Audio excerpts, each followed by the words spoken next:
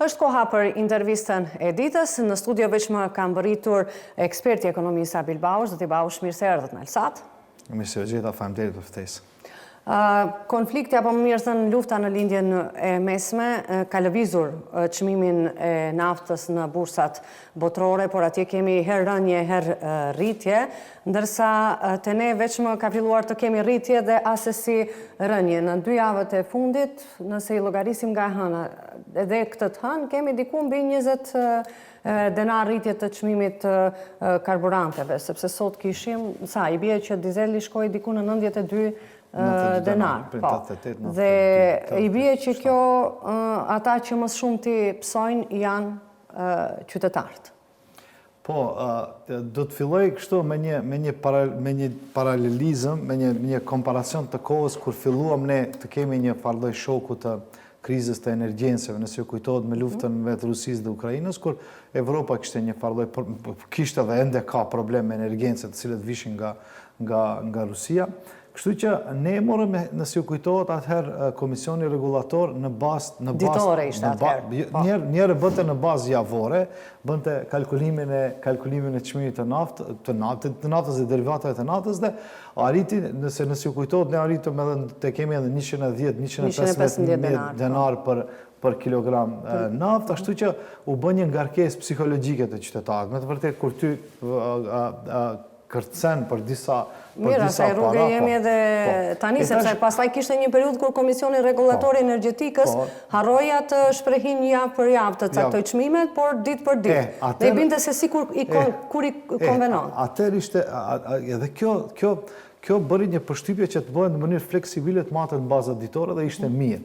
Do thonë ishte një masë e mirë, për arsye se edhe ato, do thonë rritja e çmimeve është e bëheshme në bazë ditore, po edhe zbritja e çmimeve bëheshme në bazë ditore, në bazë të kalkulimeve të berzave të cilat ne i kalkulojmë në vendin tonë. Dhe ne menduam se kjo do të vazhdojë për çdo herë. Do thonë në këtë tregun e lirë, në ekonominë e lirë, kështu duhet të vazhdojë. Dhe në momentin e parë të cilën ne e përjetuam këtë krizën e energjensave dhe diheshte se do të vije, për arsye se në PAH ishte konflikti ose lufta në Iran dhe shifeshin këto parametrat ekonomikë, se dim, ekonomia çdo herë është bazohet në për këto perceptime të cilat ndodhin në për botë, luftrat, krizat energjensave etj. Dhe diheshte se do të fillon të kemi rritje të çmimit të naftës, por nuk duheshte ta bëjmë aq tragjike, të fillojmë ta kalkulojmë naftën në bazë javore, kurse ta lamë puna e parë ishte njoftimi se metodologjia është kjo. Do të ndrohet edhe njerëzit me njerë filluan të vërshojnë, e kujtoni atë krizën me vajin, me mielin, e mbani mend krizën e pandemisë, po, ai është në kohë pandemie, po tani filluan vërshojnë pikat e karburantit. Po ne kemi ngarkesën psikologjike të qytetarët. Dhe kështu këtë mundësi që shkoheshte në mënyrë permanente rritje dhe mandej zvoglim me njëherë të çmimit të naftës, duhet se ta vazhdojmë këtë të njëjtën dhe nuk ishte nevojë më njëherë të bëjmë panik dhe të bëjmë krizë dhe ta ndryshojmë metodologjinë. Absolutisht. Sepse kishim edhe një hap tjetër të kompanisë Okta, e cila vendosi tul çmimin për kompanitë që furnizohen nga ajo, sepse është kompania furnizuesja më e madhe, diku për 2 denar dhe këtu paralajmërimet ishin edhe të Oktas edhe të kryeministrit se ja qytetarët për mënyrë do e ndjejnë uljen prej 2.5 denar. E këtu kemi një moment tjetër. Si kjo ulje nuk mbriti tek qytetarët. Këtu kemi edhe një moment tjetër. Përkundrazi mbriti 7 denar dhe 6 denar e gjysmë rritje. Edhe tash, sa ndëgjova kompanitë e distribuimit të naftave, disa kompani ende nuk e kanë marrë për llogaritjen e asaj 2 denarësit, po tash vim me një moment shumë interesant dhe dramatik. Duhet të themi se këto distributorët tonë munden të bëjmë kalkulimin edhe zvoglimin e çmimit të derivateve të naftës dhe mund të bëjnë kalkulimet e tyre. Këtë dëshmuan vetë pranuan nga kompania e distribuimit Okta. Kështu që ne kemi një moment të një farlloj si themi të mos renditjes të mirë të sistemit në të cilën ne jetojmë. Këtë kemi thënë edhe në kohën e pandemisë. Bara mu kanë qenë dëshmitar, në këto studio kemi biseduar edhe për kufizimet e çmimeve të tjera, se ne na mungon një sistem sistem i cili do t'i targetoj këto probleme që i hasim ne për çdo ditë dhe këto në mënyrë më të butë dhe të kalohet në mënyrë ky aftershock kalohet më shpejt. Dhe kjo neve na ndodh për çdo ditë.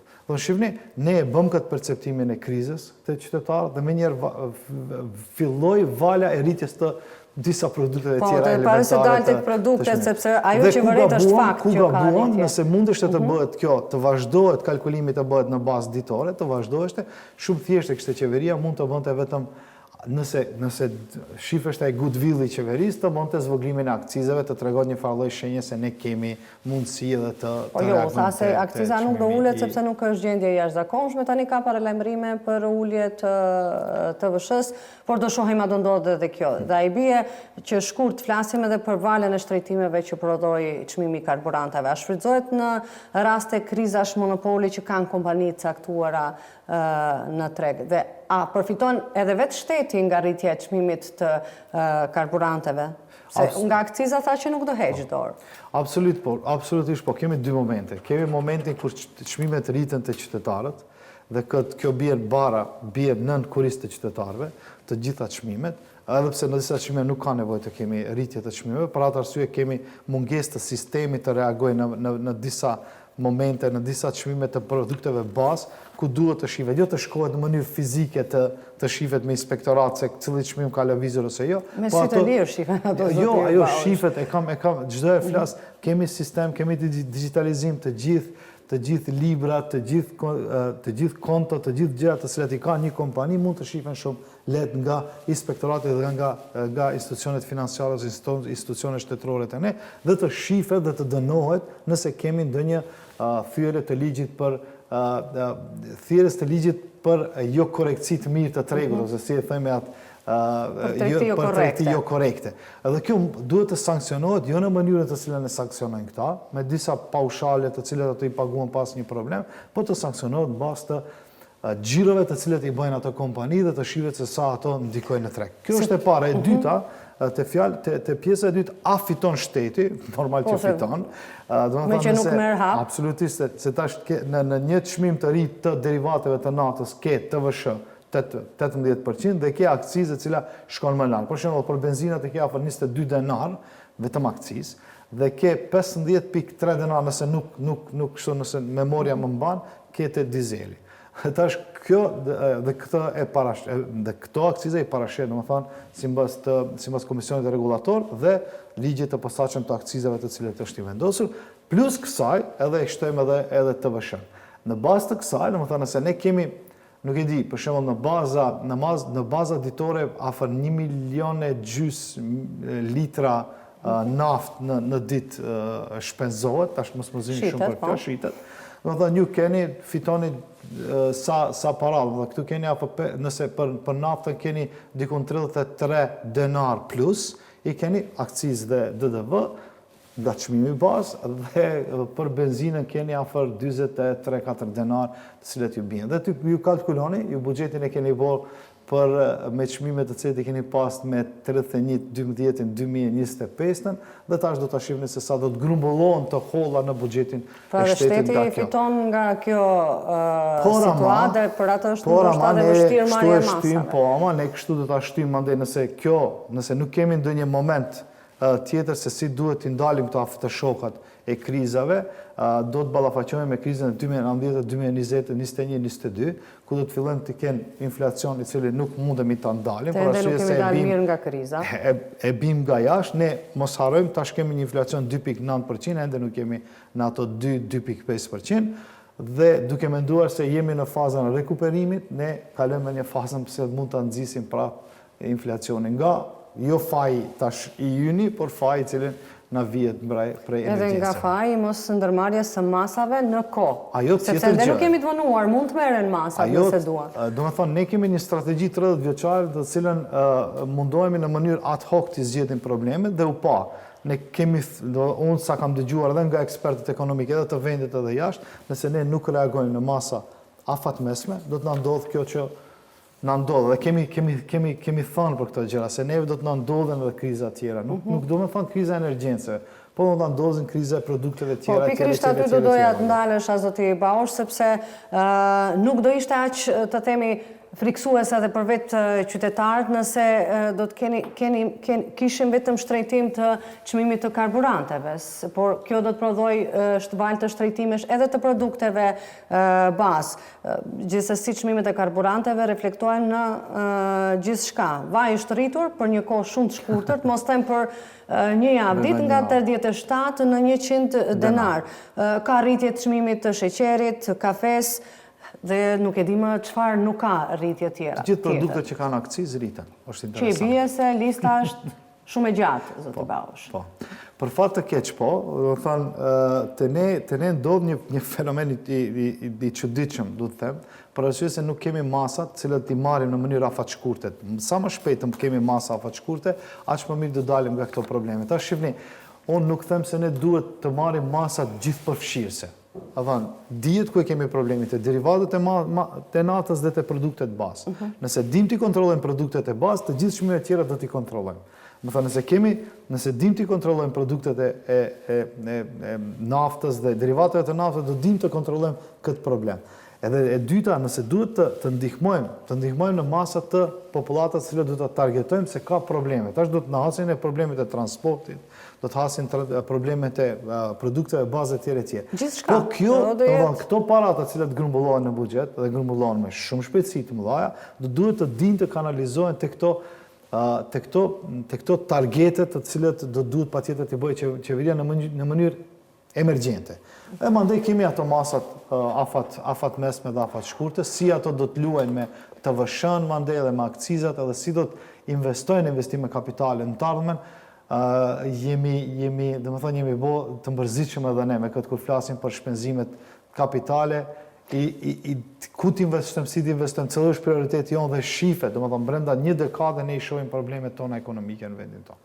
Dhe që nuk janë të pakta, por vetëm vazhdimisht sellohen dhe shtohen. Po nuk janë të pakta, por janë esenciale për të dalë nga këto probleme që i kemi. Sepse duhet ndalem edhe pak tek çmimet e produkteve bazë, sepse ato po psojnë më shumë ti rritje këtë periudhë dhe që nga pandemia e këndej të ne vazhdimisht ka pasur rritje të çmimit të produkteve, në gjithë botën me varësisht nga çmimi në bursat botërore ka shënuar ulje, por të ne kanë mbetur njëjta, madje nuk kanë mbetur njëjta, por kanë vazhduar të rriten, pagat janë aty. Kryeministri javën e kaluar i ftojnë takim drejtuesit e marketeve kryesore në vend.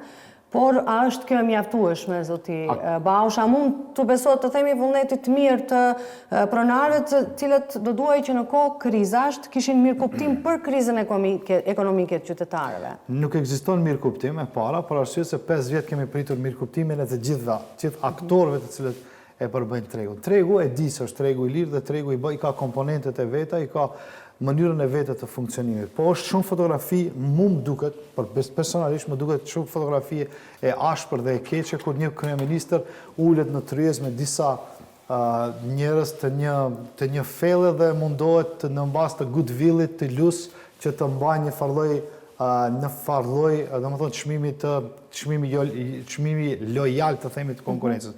Kur e dim se pikërisht para 6 muajve ne kishim kuartel të disa marketeve për formimin e disa çmimeve. Ishim dëshmitar. Dhe a dini sa ishte dënimi atyre? Për 10 deri 20.000 euro. 20.000 euro. A dini sa do me thonë për ato 20.000 euro? Asgjë. Po ama, nëse ne shkojmë dhe bëjmë penalizime më të mëdha, se shifet se në aspektin etik, i dënojmë se këto i rrisin emrin mbi emrin i marketit ose i distributerëve, nuk kalon.